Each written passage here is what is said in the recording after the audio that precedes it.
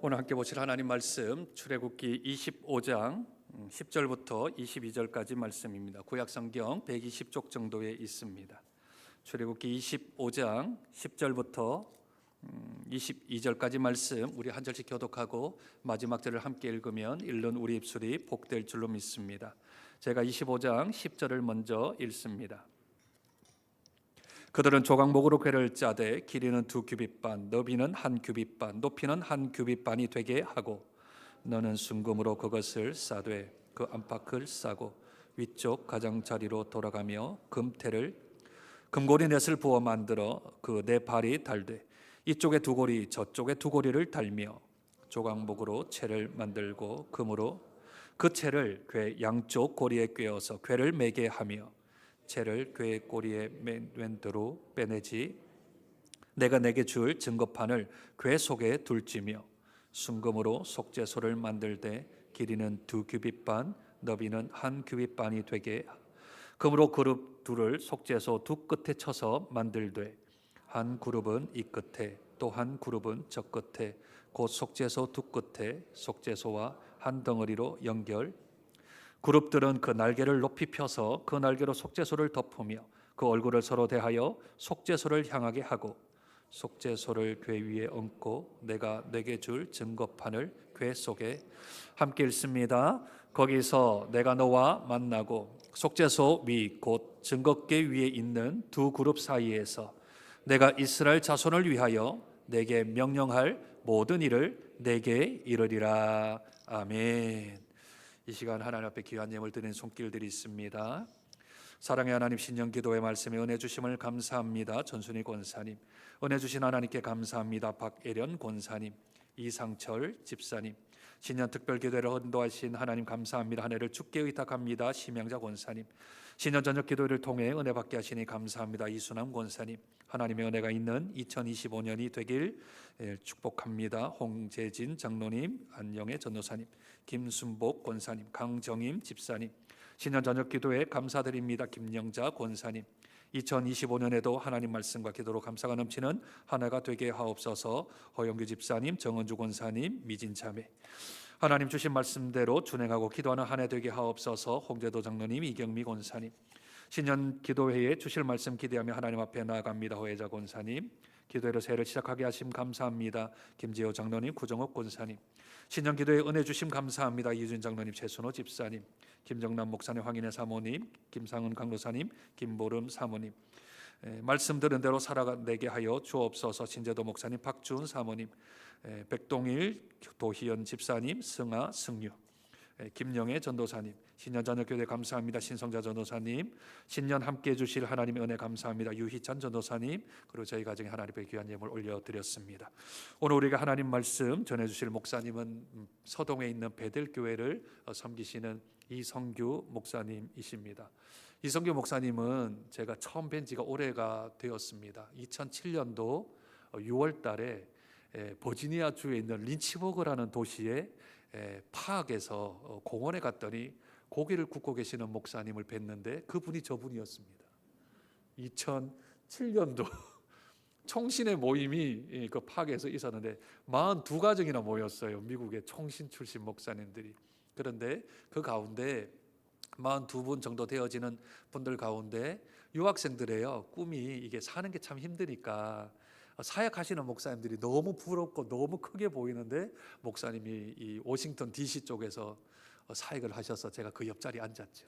목사님, 저도 사역지로 갈 수 있도록 인도해 주시고 해달라고 하고 그렇게 처음 뵀던 목사님이십니다.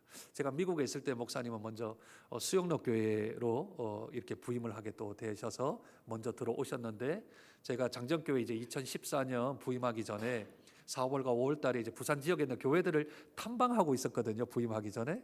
근데 수영로 교회에 딱 갔는데 목사님이 안내를 또 보고 또 서 계셔.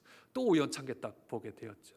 미국도 제가 늦게 가고 한국도 늦게 왔는데 동부산로에는 제가 먼저 왔습니다.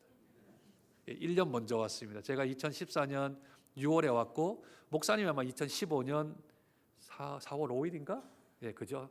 제 결혼 기념일 때 오셔서 제가 기억합니다. 예. 그래서 1년 목사님도 이제 10년 넘게 베델교회를 섬기고 계신 목사님이고, 작년 한 해 동안 또 재작년이죠, 한 해 동안 서기로, 또 노회 서기로 애를 쓰고 힘을 쓰셨던 목사님입니다. 저에게는 친구 같기도 하고 또 동료 같기도 하고, 함께 또 동부산을 잘 섬겨야 될 귀한 목사님이십니다. 목사님, 오늘 특별한 인생으로의 부르심이라는 제목으로 말씀 전해주시고 나오셔서 헌금 기도해 주실 때, 우리 나오실 때 두 손 들어서 우리 할렐루야로 인사했으면 좋겠습니다. 할렐루야. 네, 우리 한번 기도하도록 하겠습니다. 사랑의 하나님, 우리 하나님 앞에 또 새 주심에 감사하며 또 귀한 은혜 주심에 감사하며 귀한 예물 올려드립니다. 우리 주님, 그 중심을 하시고 또 모든 기도의 제목 소원을 하시는 우리 하나님께서 하나님 2025년 흘러넘치는 은혜를 베풀어 주옵시고, 하나님 생각지 못한 갑절의 능력을 또 체험하는 귀한 가정, 귀한 인생들, 또 복된 교회 되도록 하나님 허락하여 주시옵소서. 이 시간에 말씀 대합니다. 말씀 가운데 은혜 주시고, 하나님 그 은혜의 말씀으로 또 새롭게 일어나며 승리해가는 저희들의 복된 인생들, 은혜의 인생들 되게 허락하여 주시옵소서. 감사합니다. 예수님의 이름으로 축복하며 기도합니다. 아멘. 할렐루야. 우리 하나님께서 이 밤에 저와 여러분에게 특별한 은혜, 특별히 우리 하나님이 주시는 능력이 있는 복된 밤 되시기를 먼저 주님의 이름으로 간절히 축원드립니다. 예전에 어느 청년이 저에게 성공의 6가지 법칙이라는 그 이야기를 말해준 적이 있습니다. 한번 들어보신 적이 있으실 것입니다. 우리나라에서 성공하려면은 다음 말씀드리는 단어들 가운데 최소 몇 가지 이상을 갖춰야 한다고 이야기합니다. 그 6가지란 다름 아닌 꿈, 꾀, 꼴, 끈, 끼, 깡이라고 합니다. 꿈이라고 말한다면은 큰 이상이나 비전을 뜻합니다. 꿈이 있어야 분명한 목표를 가질 수 있고, 그 목표를 위하여 노력하기 때문에 반드시 성공의 조건으로 꿈을 이야기합니다. 꾀라고 한다면요, 그 사람의 지혜를 말합니다. 즉 꾀란 순발력을 의미하는 것입니다. 꼴이라고 한다면 외적인 미모나 폼으로 가시적인 모습을 의미합니다. 폼에 살고 폼에 죽는다고 말합니다. 일명 보여주는 외모입니다. 오늘날 한국 사회에서는 외모의 중요성을 굉장히 강조합니다. 요즘은 중고생들도요, 방학이 되면은 이 성형외과에 몰려가서 병원이 10,000원이라는 그러한 이야기를 듣습니다. 심지어 취업준비생이 반드시 거쳐야 될 그러한 과정으로 토플이나 각종 자격학원도 있지만은 성형외과나 첫인상 교습소도 있다라는 그러한 이야기를 들을 정도입니다. 그만큼 우리나라에서 성공의 조건으로 외모를 말하기도 합니다. 끈이라고 한다면 사람의 외적, 내적 연골을 의미합니다. 끈이라고 할 때 이것은 사람의 폭넓은 관계성과 또 그 사람이 소유한 유대 능력을 의미하는 것입니다. 우리나라에서는요, 좋은 끈만 있으면은 안 되는 것이 없다고 말할 정도로 이 관계를 중요시 여깁니다. 심지어 교인들도요, 하나님 끈은 당연한 것이고 세상의 인맥도 두억에는 더 필요하다고 말할 정도로 끈을 중시 여깁니다. 끼라고 말하면요, 재치와 재능을 의미합니다. 끼란 그 사람의 내적, 외적 달란트를 말하는 것입니다. 요즘 외모가 그 사람의 첫 외적 이미지를 평가한다면요, 끼는 그 사람의 내적 이미지를 평가하게 되는 것입니다. 그래서 사람들은요, 끼 있고 재치 있는 사람을 좋아한다고 말합니다. 마지막으로 깡이라고 말하면요, 끈기와 인내를 의미합니다. 깡이라는 말 속에는 그 사람의 오랜 노력과 담대함, 심지어 리더십을 내포하기도 합니다. 아무리 다른 조건들을 갖추고 있을지라도 만약에 깡이라는 담대함이 없으면은 자신에게 찾아온 그 기회를 잡을 수조차 없기 때문에 이 깡은 성공에 있어서 반드시 필요하다고 그렇게 말합니다. 여러분 가만히 생각해 보시면요, 이 6가지가 성공의 조건이란 말에 누구도 부정할 분은 아무도 없을 것입니다. 문제는요, 막상 하나하나 생각해 볼 때에 세상의 조건은 결국 특별한 사람만이 누릴 수 있는 어떤 그러한 원칙처럼 들릴 때가 있습니다. 평범한 나와 전혀 무관한 이야기처럼 들리기 때문입니다. 모든 사람에게 누구나 성공할 수 있는 기회가 주어졌다고 생각하기는 어렵다고 느껴지게 됩니다. 아니, 성공할 사람은 이미 타고났으며 정해져 있다는 생각을 들도록 만드는 것입니다.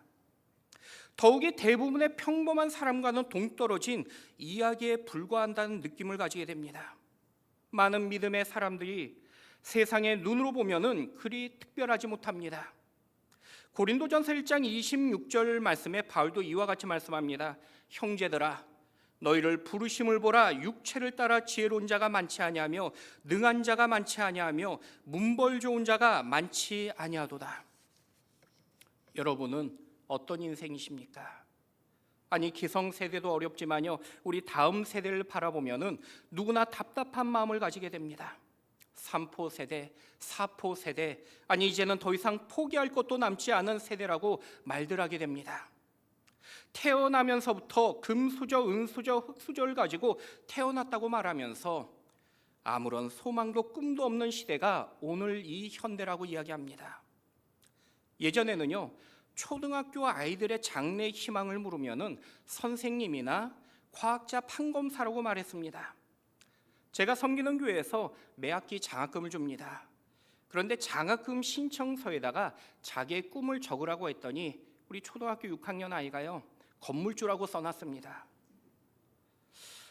여러분, 그러나 건물주가 물론 잘못된 건 아니지만은 아이들에게 결코 꿈이 될 수 없는 이유는요, 물질 만능주의, 회의주의, 패배주의, 단지 돈에 지배되어지는 그 모습 속에 잠겨있기 때문이라는 것입니다. 더욱이 모든 것을 포기한 것 같은 오늘 이 시대를 살아가면서 교회에 헌신하는 우리의 마음은 쉽지 않더라는 것입니다. 아니, 무엇이든 해보려고 노력해도 이미 모든 것을 포기해버린 그 마음을 다시 붙잡기가 막막할 때가 많이 있습니다. 하지만 저는 우리 교회 청년들에게 이렇게 말합니다. 스스로 흙수저 또는 은수저라고 그렇게 한숨 짓지 말고, 우리 여기 계신 우리 부모님 세대는 수저도 없었던 그런 시대 속에서 오늘까지 살아왔고 그 역경의 시간을 오늘까지 이루어왔다라고 그렇게 말씀을 드립니다. 그래서 우리도요, 다시 시작하면 할 수 있다고 그렇게 가르칩니다. 저는 먼저 절망과 낙심의 시대 속에서 오늘까지 교회를 세우며 헌신하신 이 시간 여러분을 통해서 교회가 소망이 되어지고 여러분의 가정과 여러분의 다음 세대가 소망이 있기를 주님의 이름으로 간절히 축원드립니다. 안 돼가 아니라 할 수 있다라는 그 꿈을 갖는 여러분이 될 수 있길 축원드립니다. 여러분, 내가 먼저 포기하면요, 이미 기회조차도 잃어버리게 됩니다. 기회를 잃어버리면은 더 이상 소망도 없게 되는 것입니다. 그래서 우리는 먼저 주 안에서 꿈과 소망을 가져야 되는 것입니다. 물론 우리가 꿈을 꾸기도 너무나 평범한 인생으로 보일 수 있습니다. 그러나 우리는 인생이 아무리 평범하며 심지어 평범함 이할지라도요, 그 인생이 하나님만 만난다면요, 곧 특별한 인생이 됨을 성경은 우리에게 약속하며 말씀하고 계십니다. 저는 다시 한번 이 시간 드려지는 이 예배를 통해서 여러분의 마음에 하나님의 그 소망과 기쁨이 넘치는 여러분이 될 수 있길 축원드립니다. 오늘 본문은요, 하나님의 법궤인 증거궤의 제작 과정입니다. 본문은 크기와 모양 등을 말씀하시면서 특별히 여기서 사용하는 주 목재를 말씀하고 계십니다. 바로 10절의 조각목입니다. 도시에서만 자란 저는요, 산에 가면 소나무 외에는 어떤 나무도 구별할 줄 모릅니다. 그래서 산에 오르면은 다양한 나무들을 보지만은 그 이름들을 거의 알지 못합니다. 하지만 이스라엘 광야에서는요, 누구나 쉽게 보이는 그 나무의 이름을 맞출 수 있습니다. 왜냐하면 보이는 가장 흔한 나무가 바로 시띠나무이기 때문입니다. 광야에서 가장 흔하고 가장 평범한 나무가 바로 시띠나무입니다. 성경은 그 시띠나무를 오늘 조각목이라고 그렇게 말씀하고 계십니다. 10절의 조각목이란 바로 광야의 시띠나무의 또 다른 이름을 말씀하신 것입니다. 당시 하나님은요, 화려한 레바논의 이 백향목을 하나님의 법궤 재료로 사용하셨던 것이 아닙니다. 그저 평범하고 가장 흔했던 광야의 나무였던 이 시띠임 나무, 이 조각목을 하나님은 사용하십니다. 여러분, 이 시간까지 저와 여러분이 평범한 인생으로 살아왔을지라도요, 앞으로의 인생은 하나님께 더욱 특별하게 택함받아 사용받을 수 있길 축원드립니다. 그렇다면 평범한 인생에서 특별한 인생으로 부름받기 위하여 우리는 어떤 인생이 돼야 한다고 말씀하고 계십니까? 첫 번째는요, 하나님의 시간에 사용받는 인생입니다. 여러분, 하나님은요, 시내의 산에서 이스라엘과 언약을 맺으십니다. 그리고 광야에서 가장 흔한 시띠임 나무를, 이 하나님의 법궤를 만들라고 말씀하십니다. 하지만 여기 하나님께 사용받았던 이 시띠임 나무들은요, 모든 시띠임 나무가 다 사용받은 것은 아니었습니다. 마른 광야에서도 여전히 말라 죽지 않고 지금 생명을 가지고 살아남았던 나무들을 사용하게 하신 것입니다. 식물사전에 보니까요, 이 시띠임 나무의 크기가 보통 높이가 10여 미터까지 자란다고 합니다. 그런데 시띠임 나무가 이 광야의 태양에서도 살아남는 그 비결은요, 뿌리를 깊고 넓게 뻗었기 때문입니다. 시띠임 나무의 뿌리는요, 자신의 키보다 작게는 5배, 그리고 크기 클 때는 무려 10배 이상으로 그 뿌리를 뻗어나간 것입니다. 즉 시띠임 나무는요, 그 뿌리를 넓고 깊게 함으로써 광야의 뜨거운 그 태양에, 그리고 척박한 모래 속에서도 살아남아서 이제는 하나님의 때에 사용받고 있는 것입니다. 하나님은요, 이런 조각목을 가지고 출애굽기 25장에 보니까 언약궤와 궤를 매는 채를 만들게 하시고요, 진설병상과 또 상을 매는 채를 만들게 하십니다. 이어 출애굽기 26장 말씀해 보니까요, 성막의 골조로 사용케 하시고, 이어 출애굽기 27장 말씀해 보니까 번제단과 단을 매는 채를 만들게 하십니다. 또 출애굽기 30장 말씀해 보니까 분향단과 단을 매는 채를 이 시띠임 나무로 만들게 하신 것입니다. 이처럼 하나님은요, 모든 성물에 이 평범한 조각목들로 만들고 채우게 하신 것입니다. 여러분, 평범한 시띠임 나무에게 이것이 얼마나 큰 은혜이며 영광이 되는 줄 모릅니다. 그런데 그 사용되었던 조각목은요, 결코 광야에서 말라 죽은 나무가 아니라는 것입니다. 여전히 광야에서 생명을 가지고 살아있는 나무였습니다. 하나님께 쓰임받는 그 시간까지 여전히 조각목은 광야에서 생명을 유지하며 하나님의 때를 기다렸던 것입니다. 여러분, 우리도요, 우리 시간에 맞추어 살아가는 인생들이 아니라는 것입니다. 오직 하나님의 그 시간을 기대하며 살아가야 되는 것입니다. 때로는 지금 광야같이 거칠고 오래 인생이 메마를 수도 있습니다. 하지만 하나님의 시간을 기대하며 그 특별한 부르심을 우리는 늘 소망하며 인내하며 살아가야 되는 것입니다. 그래서 그 시간과 하나님의 때까지도 하나님이 주관하심을 우리는 믿음으로 신뢰할 수 있어야 됩니다. 그것이 바로 하나님의 그 때까지도, 그리고 하나님을 향한 그 믿음이며 바로 참된 신앙이 되는 것입니다.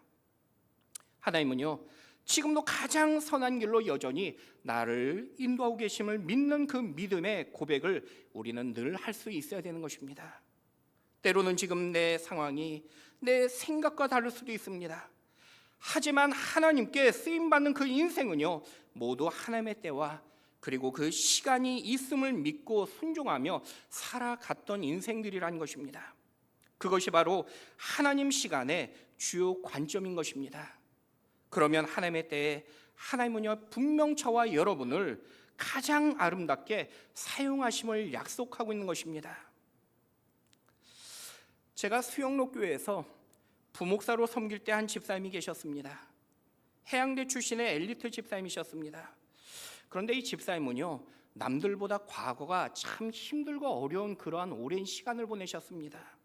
10년 동안 사업을 하시는데 하는 것보다 망하고 안 되는 것입니다. 나중에는 해도 안 되니까요, 하나님을 원망하며 심지어 자살까지 생각을 하게 되었습니다. 자살하려고 여의도 63빌딩을 찾았습니다. 뛰어내리려고 63층까지 올라갔는데, 이때만 해도 우리나라에서 63층 빌딩이 가장 높은 빌딩이었다고 그럽니다. 그래서 집사님이 단순하게 이 63층 꼭대기에 올라와서 창문 열고 확 뛰어내리면 될 줄 알고 63층 위에 올라갔는데 문제는 창문이 안 열리더랍니다.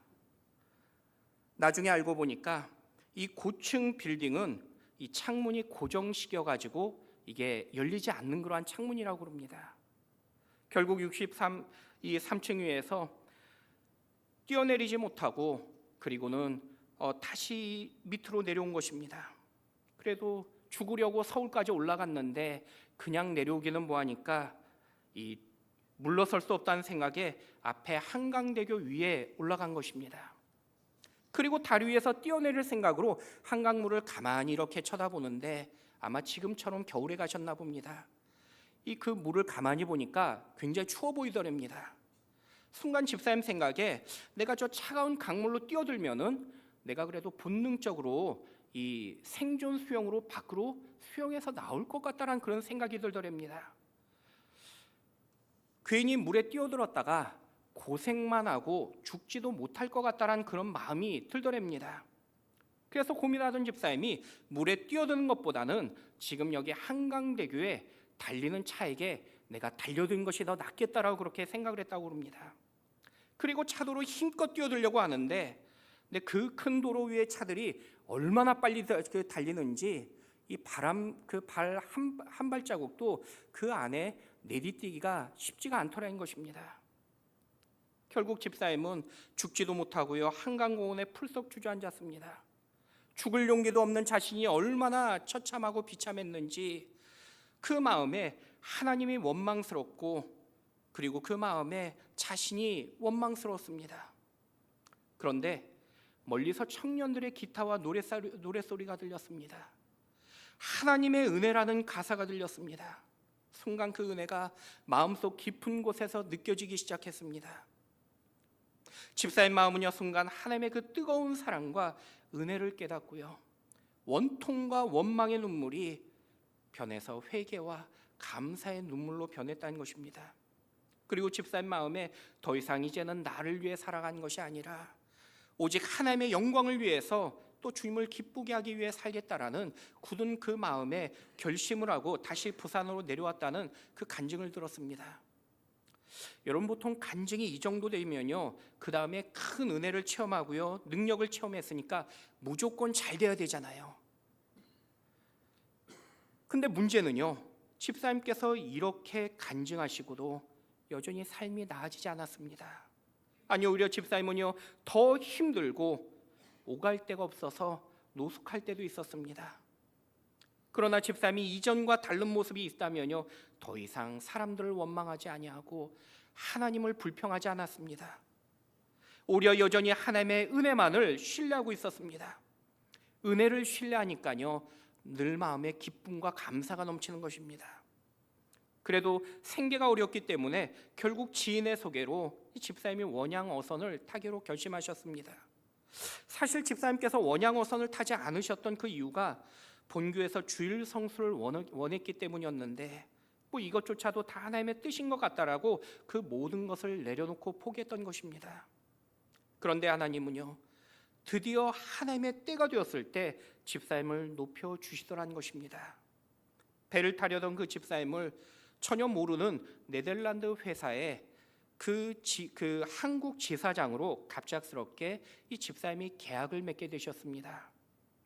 제가 당시에 개업 예배를 드렸고요 이후에도 사업이 얼마나 잘 되었는지 그 다음 해에 두 번째 또 그 제 공장을 확장하는 그 예배도 함께 드렸던 기억이 있습니다.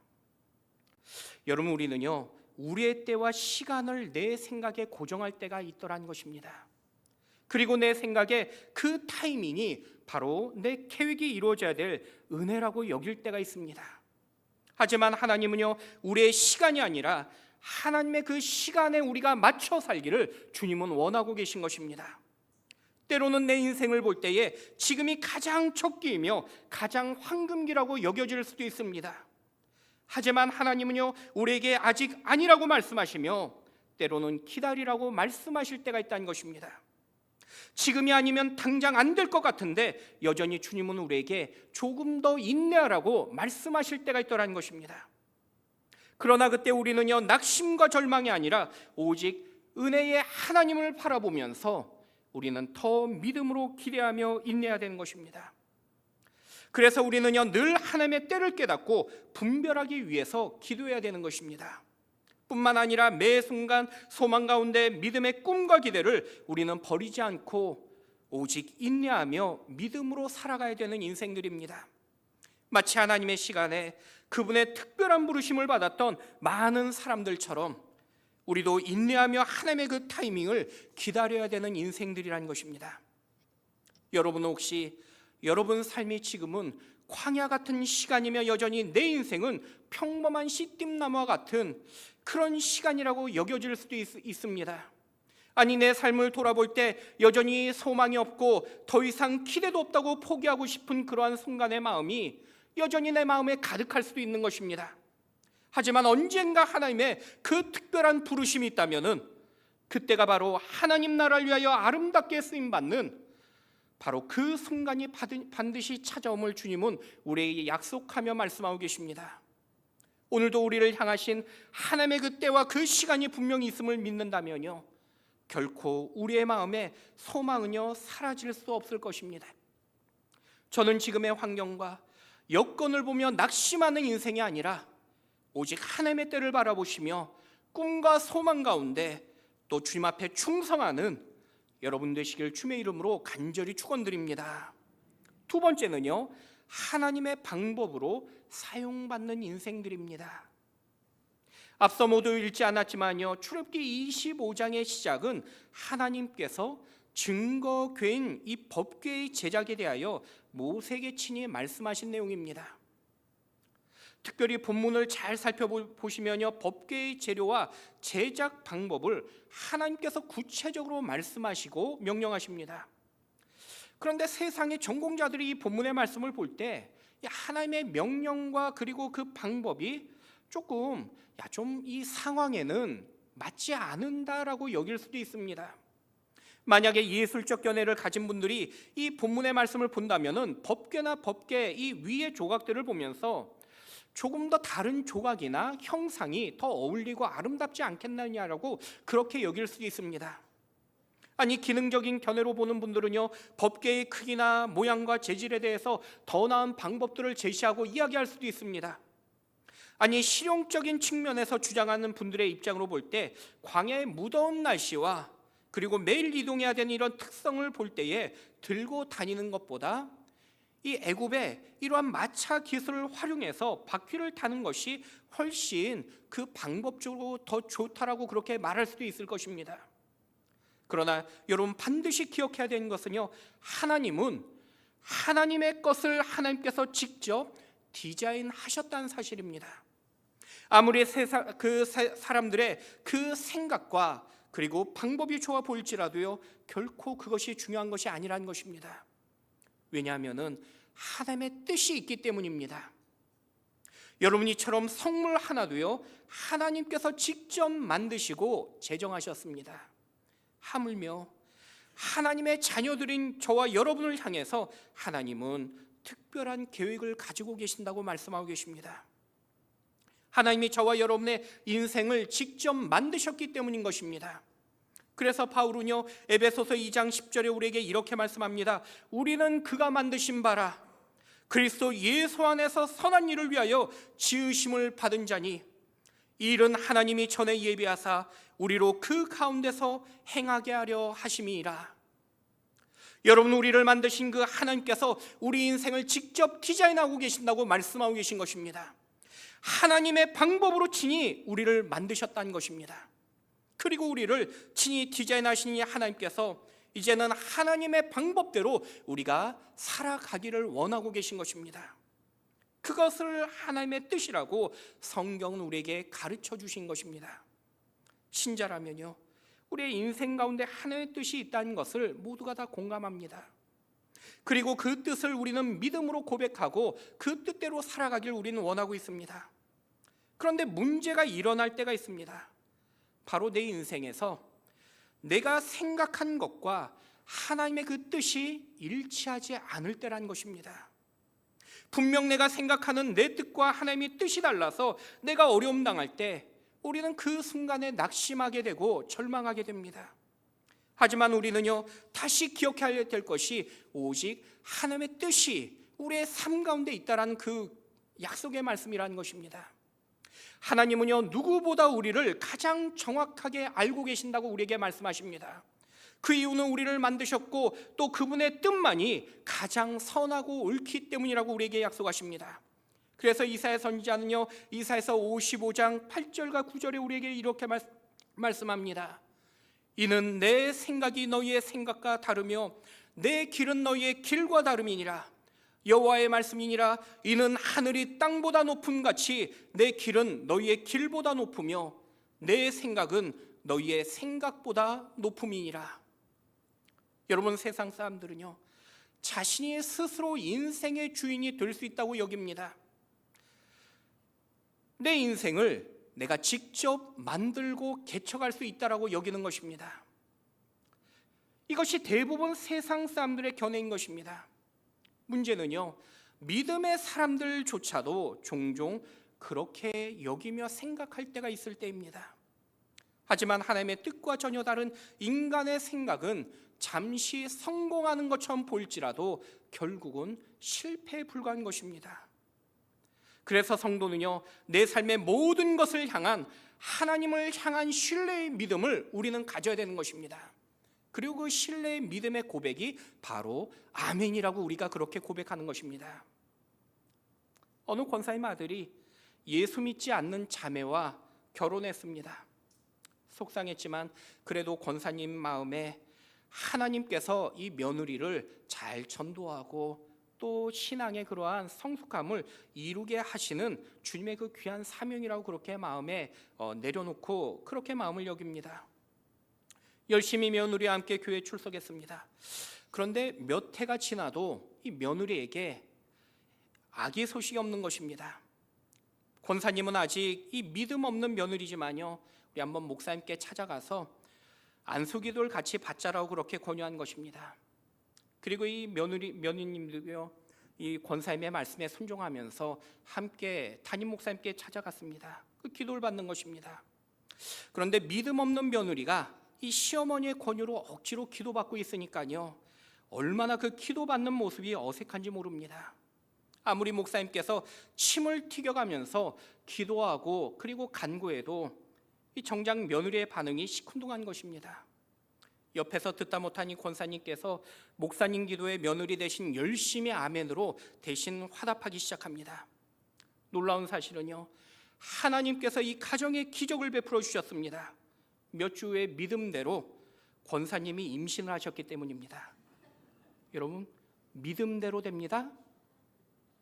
여러분, 성도는요, 반드시 하나님의 방법을 신뢰할 수 있어야 됩니다.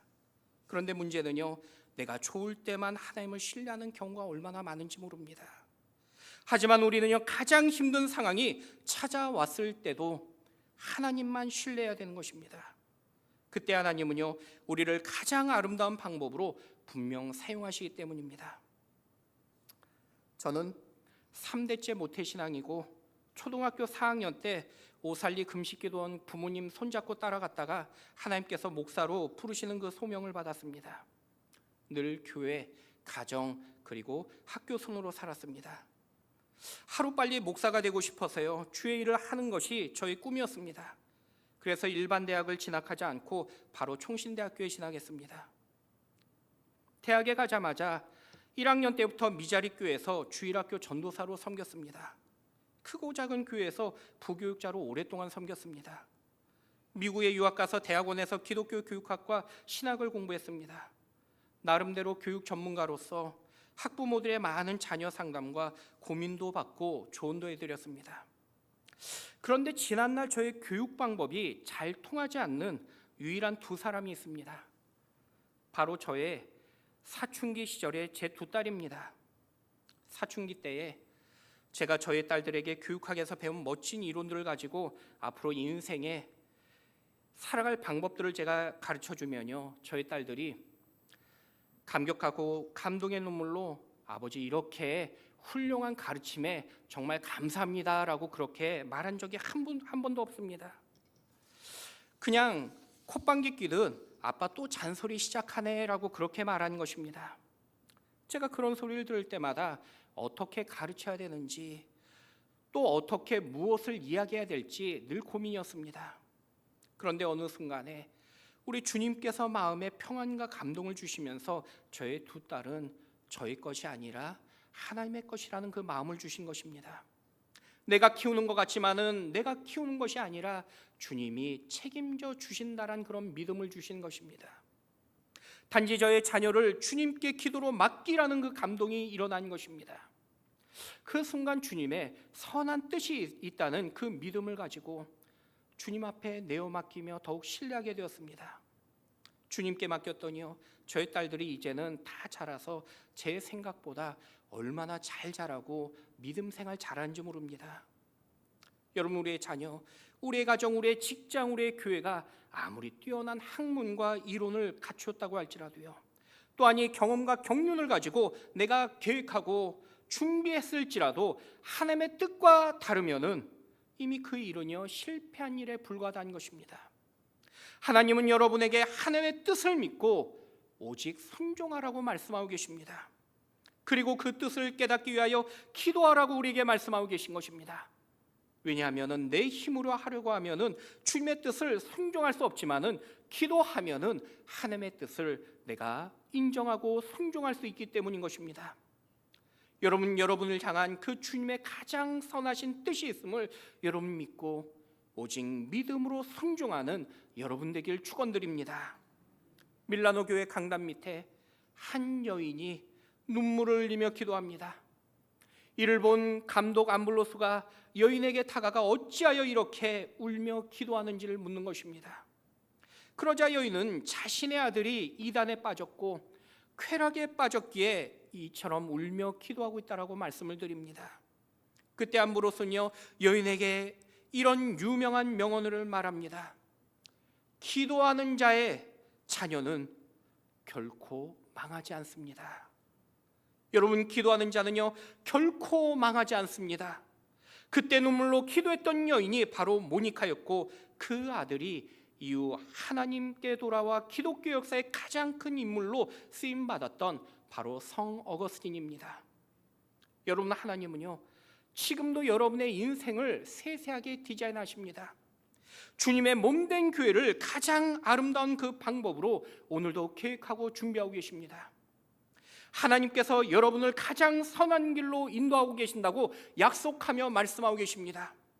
때로는 내 방법과 내 생각과 달라서 우리가 낙심할 수 있지만은 분명한 사실은 하나님께서 여전히 내 인생을 인도하고 계신다는 그 믿음의 확신인 것입니다.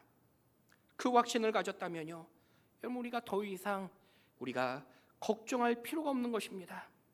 왜냐하면 하나님은 반드시 그분의 소유를 친히 계획하시고 책임져 주시기 때문입니다.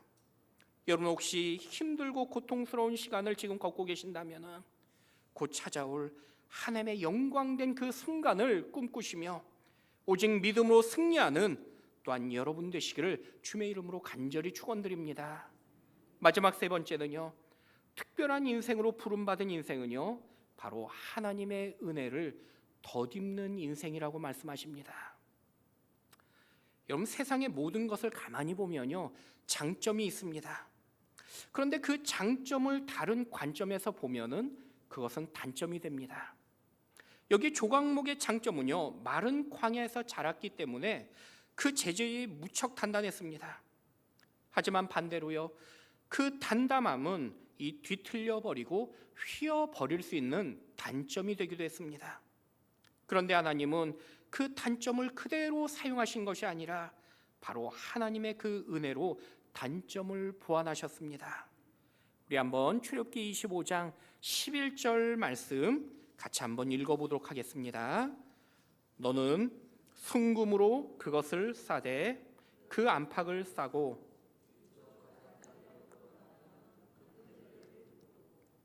하나님은 조각목에 순금으로 싸게 말씀하셨습니다.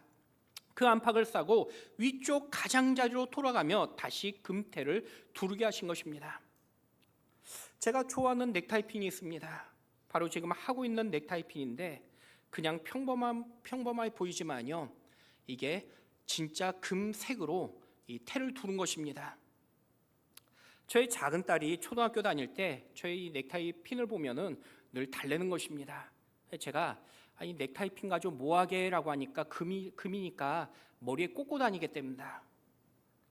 여러분, 어린 아이들도요, 금이라고 하면 좋아하는 것입니다. 그런데 만약에 제 넥타이 핀이 그냥 단순하게 플라스틱으로만 만들어졌다면은 그 가치가 별로 없을 것입니다. 하지만 아무리 가치 없는 것이라도요, 그것에 금테만 둘러도요, 그 가치가 달라지더라는 것입니다. 여기 조각목도요, 광야에서 가장 흔한 나무였습니다. 하지만 그 조각목 겉에 단지 금테만 둘렀더니 그 가치가 달라지고 성질이 달라집니다. 무가치한 것에서 이제는 존귀한 것이 되었습니다. 여러분, 우리 인생도 마찬가지입니다. 아무리 우리 인생에 단점이 많고 사람들 눈에 볼 때에 실수투성이처럼 보일지라도 오직 하나님의 그 은혜의 테두리가 우리에게 덮여지면은 그 인생의 가치가 달라지는 것입니다. 하나님의 은혜 때문에 그 인생의 본질이 달라지는 것입니다. 마치 평범했던 메소포타미아의 아브라함이 하나님의 그 은혜의 테두리에 덮여졌을 때 그는 무명에서 유명한 믿음의 조상이 됩니다. 또 300만 명의 이스라엘 목동 중 한 명에 불과했던 어린 다윗이 하나님 은혜의 테두리에 덮여졌을 때에 이제는 목동에서 위대한 왕으로 인생이 변한 걸 보게 됩니다. 또 갈릴리오 촌의 평범한 어부였던 베드로에게 하나님의 그 은혜가 덮였을 때에 베드로는 예수님의 수제자이며 위대한 그러한 믿음의 인생이 된 걸 보게 됩니다. 나사렛이라 불렸던 시골 무명의 여인이었던 이 마리아가 하나님 은혜에 그 테두리가 덮여지자 예수님의 육신의 어머니가 되는 거룩한 인생으로 바뀌는 걸 보게 됩니다. 그래서 누가복음 1장 35절에 가브리엘 천사니요, 이 같은 은혜의 소식을 마리아에게 이렇게 선포했습니다. 성령이 내게 임하시고 지극히 높으신 이의 그 능력이 너를 덮으시리니. 여러분, 우리도요, 하나님께서 은혜의 테두리로 우리를 덮어주셨을 때 우리는 무가치한 인생에서 가치 있는 존귀한 인생이 되는 것입니다. 오래전 제가 미국 유학 시절에 어떤 세미나에 참여한 적이 있습니다. 모두가 다 피곤해서 힘들어하며 졸았던 그런 시간이었습니다. 그러자 강사분이 재밌는 이야기 하실 분이 있으면은 이 중에서 한번 말씀해 주시면 좋을 것 같다라고 그렇게 말씀하는데, 모두가 조용하신데 어떤 분이 정말 담대하게 손을 번쩍 들고 그러고 나오는 것입니다. 그리고 웃긴다고 말씀하시는 그 제목이 거지와 목사의 6가지 공통점이랍니다. 제가 그 자리에서 제목만 들어도 왠지 좀 불길했습니다. 그런데 더 불길했던 것은요, 들으면 들을수록 제가 거지하고 똑같은 생각이 드는 것입니다. 그 6가지란 이런 것입니다. 첫째, 출퇴근이 일정하지 않다. 물론 저도 출근 시간, 퇴근 시간이 있습니다. 하지만 목사가 일하다 보면요, 늦은 밤에도 신방 갈 때 있고요, 때로는 새벽 예배 끝나고 신방 가기도 합니다. 또 사실 중간 일과에 너무 힘들면은 잠시 쉼을 취하기도 합니다. 그러다 보니까요, 목사에게 반드시 출퇴근이 꼭 정해진 것은 아니라는 것입니다. 그런데요, 거지도 출근 시간, 퇴근 시간 정해놓고 정확하게 출퇴하는 거지는 아마 들어본 적이 없으실 것입니다.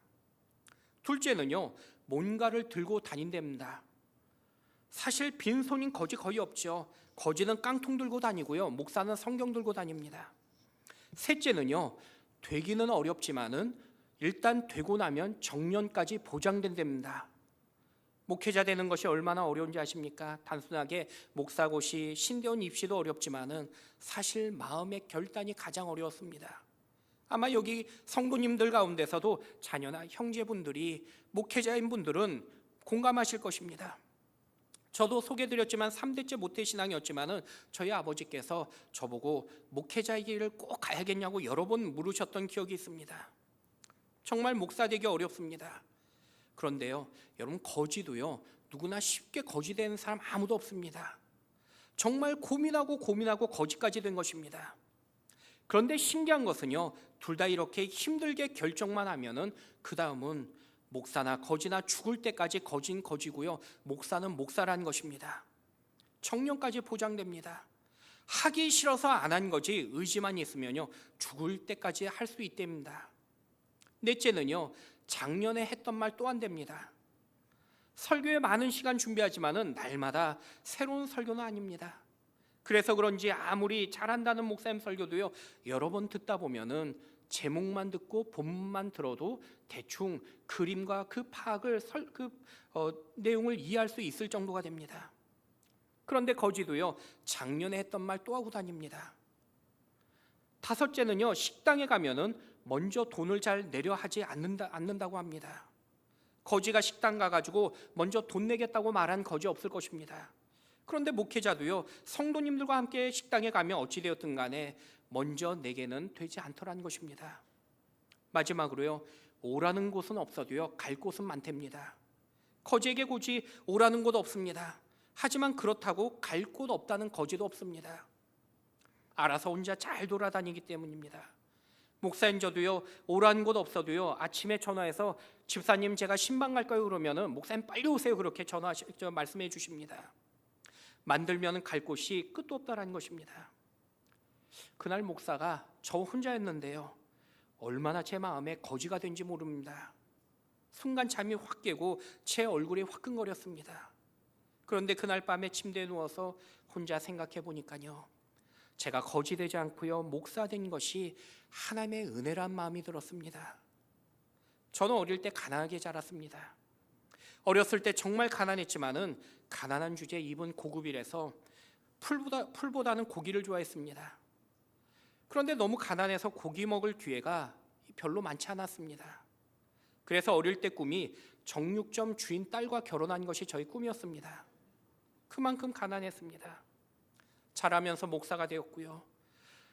미국에서 유학생활하면서 말할 수 없는 많은 고생의 시간을 보내기도 했습니다. 그런데 하나님은 저를 가난과 실패 속에서 거지처럼 저의 인생을 저버리고 그리고 포기하지 않으셨습니다. 오히려 하나님의 그 은혜 가운데 저의 많은 단점을 덮어주셨습니다. 심지어 지금은 좋은 교회에서 여러분과 잠시 이와 같이 말씀을 나눌 수 있는 은혜의 기회도 주셨습니다. 여러분 이것이 바로 제가 경험했던 하나님의 은혜라는 것입니다. 여러분 지금의 모습이나 과거의 모습은요 사실 별로 중요하지 않습니다. 단지 하나님의 은혜의 손에 둘러싸임을 내가 받고 있느냐가 문제일 뿐이라는 것입니다. 하나님의 은혜의 손에 둘러싸임 받았다면은 지금 그 인생은 환경과 조건과 여건을 떠나서 이미 특별한 인생으로의 부르심에 들어서 있는 것입니다. 여러분 하나님의 특별한 자리로 날마다 부름받는 특별한 인생들이 바로 여러분 되시기를 주의 이름으로 간절히 축원드립니다. 말씀을 맺겠습니다. 여러분 우리는요 평범한 사람에 불과합니다. 하지만 우리가 결코 평범하지 않는 이유는 바로 특별하신 우리 주님이 저와 여러분을 붙잡고 있게 계신 때문입니다. 혹시 지금 광야같이 힘들고 고된 삶을 살고 계신다면은 아니 앞이 보이지 않는 내가 길 위에 홀로 서 있는 그러한 마음과 같이 내 마음에 낙심함이 찾아왔다면은 아니 더 이상 내 삶에는 여전히 소망도 없고 기대할 가치도 없다라고 스스로 내 마음에 포기하고 싶은 그러한 마음이 찾아왔을지라도 여러분 그러나 하나님의 시간에 하나님의 방법으로 그리고 하나님의 그 은혜의 손을 강력하게 붙잡는 여러분 되길 축원드립니다. 그러면 그 인생은요 바로 하나님의 특별한 인생으로 부름받는 그리고 이미 달려가고 있는 인생이 되는 것입니다. 여러분 오늘 말씀을 통해서 다시 한번 하나님의 그 특별한 인생을 확신하시며 우리 주님의 그 꿈과 비전을 바라보며 2025년 힘껏 달려가시는 여러분 되시길 우리 주님의 이름으로 간절히 축원드립니다. 우리 같이 한번 찬양하고 기도하길 원합니다. 우리 은혜라는 찬양을 우리 같이 고백하며 같이 찬양하길 원합니다.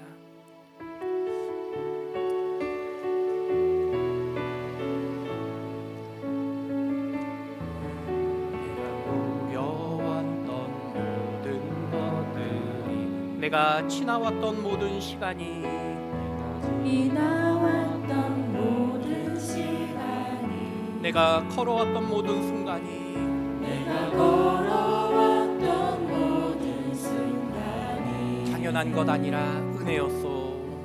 당연한 것 아니라 은혜. 우리 한 번 더 고백합니다. 내가 누려왔던 모든 것들이 내가 지나왔던 모든 시간이 내가 걸어왔던 모든 순간이 당연한 것 아니라 은혜. 아침 해가 뜨고 저녁에 노을 아침 해가 뜨고 저녁에 노을 봄의 꽃향기와 가을의 열매 변하는 게 계절의 모든 순간이 변하는 계절의 모든 순간이 당연한 것 아니라 은혜였소. 당연한 것 아니라 은혜. 모든 것이 은혜 모든 것이 은혜 은혜 은혜 한없는 은혜. 내 삶에 당연한 것 하나도 없었던 것을 모든 것이 은혜였소. 2절입니다. 내가 이 땅에 태어나 내가 이 땅에 태어나 사는 것 어린아이 시절과 지금까지 숨을 쉬며 살며 꿈을 꾸는 삶. 당연한 건 아니라 은혜였소. 당연한 것 아니라 은혜였소. 내가 하나님의 자녀로 살며 내가 하나님의 자녀로 살며 오늘 찬양하고 예배하는 삶. 복음을 전할 수 있는 축복이 당연한 것 아니라 은혜였소. 모든 것이 은혜 은혜 은혜 한없는 은혜. 내 삶에 당연한 것 하나도 없었던 것을 모든 것이 은혜 모든 것이 은혜 모든 것이 은혜 은혜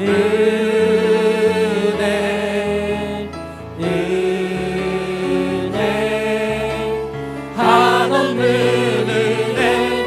내 삶에 당연한 것 하나도 없었던 것을 모든 것이 은혜. 마지막으로 고백합니다. 모든 것이 은혜 모든 것이 은혜 은혜 은혜 한없는 은혜. 내 삶에 당연한 것 하나도 없었던 것을 모든 것이 은혜였소. 우리 이 시간에 함께 기도하길 원합니다. 여러분 2024년을 돌아보며 우리의 인생을 돌아볼 때 우리의 고백은요 모든 것이 은혜임을 고백하게 됩니다. 아니 이제 그 믿음을 가지고 2025년을 소망하며 하나님 주실 그 은혜, 하나님 주실 그 소망을 바라보며 이 시간에 함께 기도하길 원합니다. 하나님 2025년 우리 하나님께서 우리의 삶 가운데 능력의 삶으로 하나님 우리 가운데 덮여주옵시며 특별히 은혜의 그러한 능력의 또 삶을 살아가는 우리 인생 되게 하여 주시옵소서. 믿음 잃지 않게 하여 주옵시며 우리 주님 바라보며 소망 가운데 날마다 일어나는 우리의 복된 믿음의 인생 되게 하여 주시옵소서. 굳건한 믿음으로 주의 나라와 주의 때를 또 주의 방법을 신뢰하며 오직 믿음으로 우리 하나님의 그 은혜를 기대하며 살아가는 우리의 복된 삶 되게 하여 주시옵소서. 우리 이 시간에 주님의 이름을 3번 간절히 부르짖으며 기도하며 나가도록 합니다. 주여 주여 주여.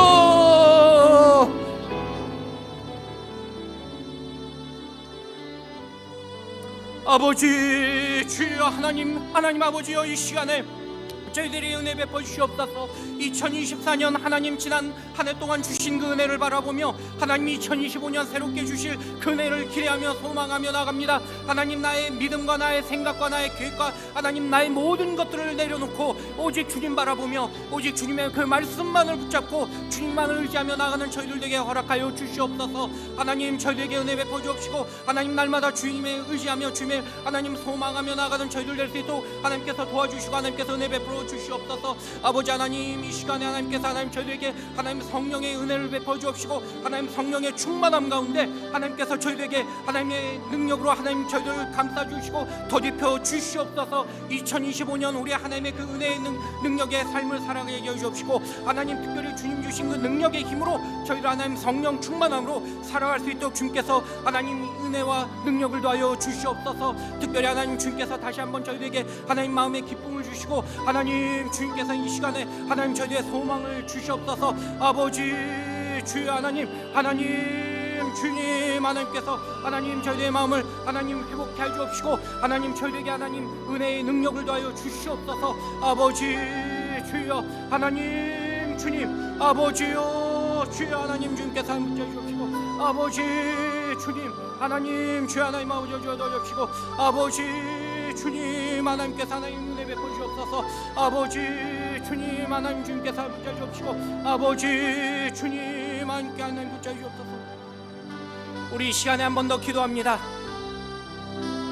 우리 한 번 더 기도하실 때 우리 말씀을 기억하시면서 하나님 특별히 내가 절망하고 하나님 낙심하였던 그 모든 것들을 내려놓고 이제 주님의 말씀만을 붙잡고 의지하며 오직 주님의 그 소망 가운데 다시 한번 전진하며 일어나는 저희의 믿음 되게 하여 주시옵소서.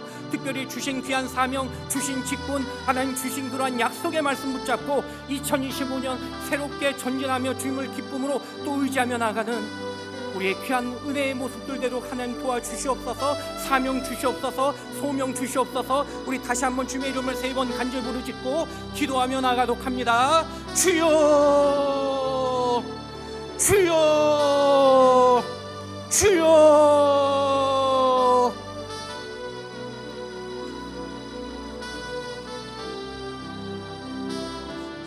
우리 주님 은혜를 도와여 주시며 능력으로 붙들어 주시기를 소원하고 기도합니다. 하나님의 아버지 하나님이 붙들어 주신다면 우리의 아버지는 평범한 인생이 하나님 앞에서 특별한 인생으로 바뀌어질 줄로 믿사옵나니 주님 은혜를 도와주시며 능력으로 도와여 주셔서 우리 하나님의 시간에 사용되어지는 특별한 인생 되게 도와주옵소서. 생명을 유지하며 뿌리가 깊고 넓어서 아버지 하나님의 주님의 시간대에 사용되어질 수 있는 우리 인생 되어질 수 있도록 은혜를 도와여 주시기를 소원하고 기도합니다. 뿐만 아니라 하나님의 방법으로 사용되는 인생 되어서 특별한 인생으로 살아갈 수 있도록 은혜를 도와여 주옵소서. 하나님이 우리 인생을 디자인해 주실 줄로 믿습니다. 하나님께서 우리를 붙들어 주실 줄로 믿습니다. 우리의 생각과 우리의 길이 아닌 하나님의 생각과 하나님의 길대로 나갈 수 있는 저희들이 되어질 수 있도록 주님 은혜를 도와여 주시기를 원하고 기도합나니 온전히 하나님의 뜻 가운데 세운 일을 받을 수 있도록 은혜를 도와여 주시며 특별히 하나님의 은혜에 덧입는 인생 되게 도와주셔서 아버지 하나님이 하나님의 손에 둘러싸여져 있는가 저희들을 확인하게 하시며 하나님 은혜의 테두리 안에 저희들의 특별한 인생으로 살아갈 수 있도록 주님 은혜를 도와여 주시기를 소원하고 기도합나니 우리 전에 주시는 귀한 은혜가 저들 가운데 드러날 수 있도록 하나님 은혜를 도와주시며 능력으로 붙들어 주시옵소서. 사랑하는 주님 은혜와 사랑을 감사합니다. 우리 하나님 사용하시는 이성교 목사님 통하여 오늘 특별한 인생으로 부르심에 대하여 말씀을 주시니 감사합니다. 흔해 빠진 시찐 나무 조각목으로 우리 하나님의 언약궤를 만들고 시온자를 만들며 성소와 지성소에 사용될 귀한 것들을 사용하신 것 다시 한 번 더 기억합니다. 하나님, 하나님의 시간에 사용되어지는 특별한 인생 되게 도와주옵소서. 그때까지 생명을 붙들고 뿌리가 깊고 넓어서 버티고 견디고 이기면 반드시 하나님의 시간이 우리에게 임함으로 특별한 인생이 된다는 소망을 가지게 도와주옵소서. 하나님, 하나님의 방법으로 사용되는 특별한 인생이 되기를 소망합니다. 하나님의 생각, 하나님의 길대로 걸어가다 보면 하나님이 우리 인생을 만들어 주시고 디자인하여 주실 줄로 믿습니다. 행여나 하나님의 명령이, 하나님의 말씀이 내 생각과 다르고 현실과 맞지 않는다 하더라도 순종으로 하나님의 방법을 따라가면 우리 인생을 하나님이 특별한 인생으로 만들어 주실 줄로 믿습니다. 뿐만 아니라 아무것도 아닌 우리 인생에 하나님의 은혜를 더듬혀 주시면 우리 또한 특별한 인생이 되어질 줄로 믿습니다. 중요한 것은 지금 내가 하나님의 손에 둘러싸여 있는가, 하나님의 은혜의 장중에 붙들려 있는가를 확인하게 도와주시며 하나님의 은혜를 더딥혀 특별한 인생으로 살아갈 수 있는 우리 사랑하는 장정교회, 우리 사랑하는 성도들 되어질 수 있도록 우리 하나님 두 손 들어 축복하여 주시옵소서. 존귀하신 예수님 이름으로 기도드립니다. 아멘. 지금 시간 8시 42분입니다. 우리 52분에 교회 차량 출발하도록 하겠습니다. 개인적으로 기도하시다가 자유롭게 귀가하시겠습니다.